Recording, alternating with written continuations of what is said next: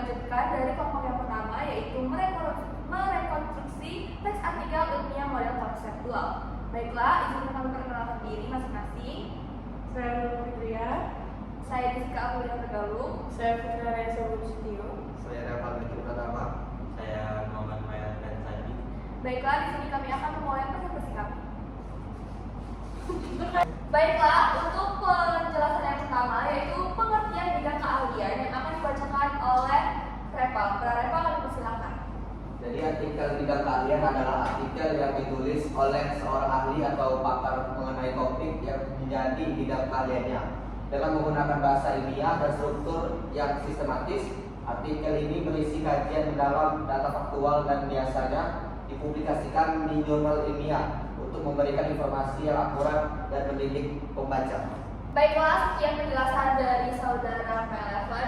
Selanjutnya akan dilanjutkan oleh saudari Fitri. Kepada Fitri yang persilakan. Baiklah, saya disini menjelaskan tujuan artikel bidang keahlian, membangun kredibilitas dan otoritas, menulis dan menerbitkan artikel dalam bidang keahlian membantu membangun reputasi dan kredibilitas penulis sebagai ahli di bidangnya. Hal ini menunjukkan penguasaan materi yang mendalam. Selanjutnya, memberikan solusi terhadap masalah. Artikel seringkali membahas permasalahan spesifik dalam suatu bidang dan menawarkan analisis data atau solusi yang didukung oleh penelitian dan fakta yang kuat. Selanjutnya masih dengan tujuan artikel bidang keahlian yang akan dilanjutkan oleh saudari Nurul. Kepada Nurul kami persilakan. Baik, di sini saya akan menjelaskan. Selanjutnya ada dokumentasi dan referensi. Tulisan ilmiah mendokumentasikan hasil kerja dan pemikiran penulis, sehingga dapat dijadikan referensi oleh peneliti dan untuk studi yang relevan di masa mendatang.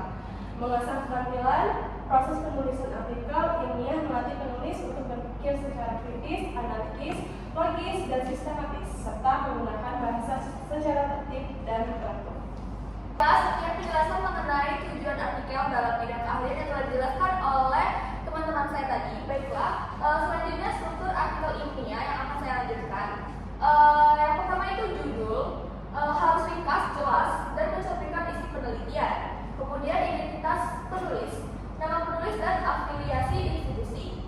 Lalu abstrak, ringkasan singkat dari tujuan, metode, hasil, dan kesimpulan penelitian. Biasanya dalam 250 kata dan seringkali dalam bahasa Indonesia dan bahasa Inggris. Kemudian kata kunci, 3-5 kata kunci yang relevan untuk pengindeksan. Kemudian pendahuluan, latar belakang, rumusan masalah, tujuan penelitian, dan jika perlu hipotesis. Kemudian yang terakhir, metode penelitian, jelaskan cara penelitian dilakukan, termasuk jenis penelitian, objek, data, dan teknik analisis data. Lalu, hasil dan pembahasan, menyajikan temuan penelitian dan menginterpretasikannya dalam konteks literatur yang ada. Kemudian kesimpulan, ringkasan temuan utama dan implikasi penelitian, bisa juga mencakup saran. Lalu yang terakhir, ucapan terima kasih, opsional, penghargaan kepada pihak-pihak yang membantu pendanaan atau penelitian.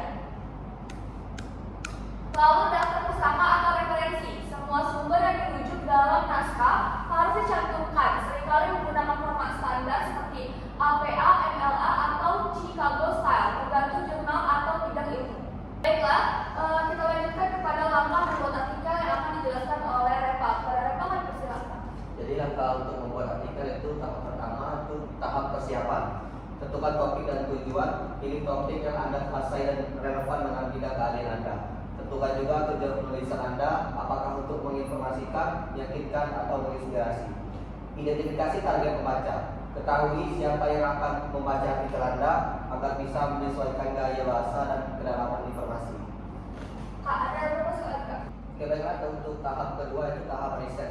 Melakukan riset mendalam, kumpulkan informasi dari sumber-sumber terpercaya seperti jurnal ilmiah, buku dan publikasi resmi.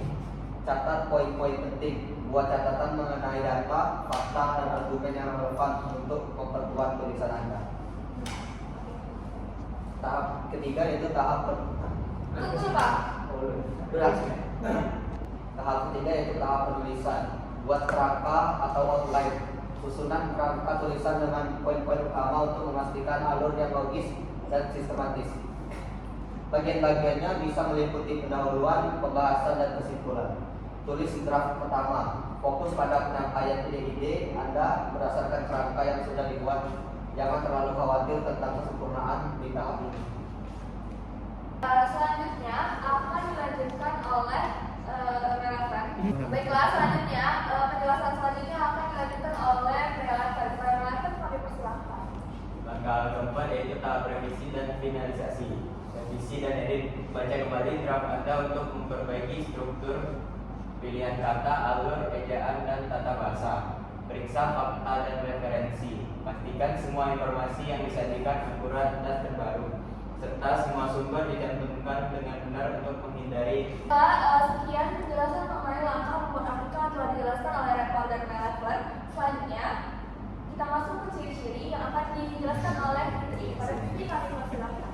Objektif, tidak dipengaruhi opini atau pandangan pribadi penulis, melainkan didasarkan pada fakta dan data yang dapat diverifikasi. Faktual, berdasarkan data dan fakta yang diperoleh melalui penelitian atau kajian mendalam. Sistematis, memiliki struktur yang teratur dan baku. Umumnya terdiri dari bagian pendahuluan, metode, hasil dan pembahasan, serta kesimpulan.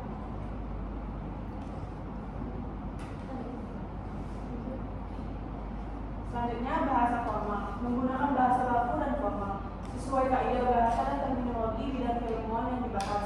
Logis dan rasional. Penyampaian argumen dan pembahasan harus logis serta dapat dipertanggungjawabkan secara akal sehat. Menggunakan istilah spesifik, memakai istilah teknis atau spesifik yang berrelevan dengan bidang keilmuan topik yang dibahas. Didukung referensi, selalu mencantumkan sumber pustaka yang digunakan sebagai dasar penulisan atau sumber informasi. Penjelasan mengenai ciri-ciri yang telah dijelaskan oleh Fitri. Selanjutnya, contoh tema artikel berdasarkan bidang keahlian yang akan dilanjutkan oleh Nurul. Pada Nurul, kami persilahkan. Baik, pendidikan, strategi pembelajaran aktif pada siswa sekolah, mengenai kesehatan, dampak gaya hidup, sedentari terhadap kesehatan remaja. Hukum, analisis penerapan keadilan restoratif dalam kasus anak. Ekonomi, pengaruh digital marketing terhadap penjualan untuk UMKM, teknologi, pemanfaatan AI dalam peningkatan layanan pendidikan, sosial, perubahan perilaku masyarakat pasca pandemi. Sekian penjelasan mengenai contoh-contoh artikel yang dijelaskan oleh Nurul. Selanjutnya, tips artikel layak dipublikasi. Yang pertama yaitu gunakan sumber terbaru 5-10 tahun terakhir. Lalu hindari plagiarisasi. Maksimal similarity 20%. Kemudian gunakan diagram atau tabel untuk memperkuat data. Kemudian periksa grammar dan struktur kalimat. Lalu konsultasikan dengan ahli bidang. Sekian presentasi dari kelompok kami ucapkan Terima kasih. wassalamualaikum warahmatullahi wabarakatuh.